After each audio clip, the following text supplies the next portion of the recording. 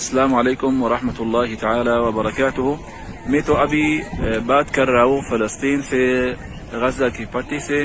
یہ لوگ اس جگہ کا نام دیر البلح، یہ غزہ کی پٹی کی بیچ میں دیر البلح، کیونکہ اس کے اندر درخت تو بہت زیادہ، یہ درخت کھجور کا درخت تو بہت زیادہ. اور دیکھو کتنے لوگ ادھر رہتے ہیں، ہو سکتا ہے کم سے کم 2000 خیمہ. خیمہ کا مطلب جیسا کہ چھوٹا کمرہ جو پلاسٹک سے بنا ہوا، اور ادھر پانی تو نہیں ہے، مشقت کے ساتھ سب کچھ بہت تکلیف ہے.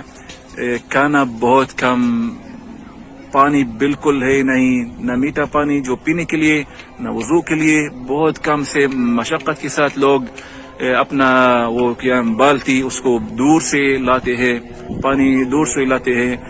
تو آپ لوگ دعا کریں انشاءاللہ اس مشکل جلدی سے جلدی ختم ہو جائے گا. اس کا باوجود حالت خطرہ، حالت کے باوجود الحمدللہ اللہ کا شکر ہے ابھی 7 جماعت چلہ کی جماعت میں تو اللہ کا شکر ہے ابھی اس مسجد میں رہتا ہوں ابھی 1 ہفتہ کے لیے.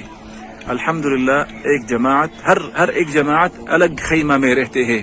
اس بڑا جگہ، اس کے اندر پیچ میں ایک مصلی، اور اس کے اندر جماعت الحمدللہ گشت کرتے ہیں، بیان بھی کرتے ہیں ہر نماز کی بعد ہے، اور لوگوں کو اللہ کی طرف بلاتے ہیں.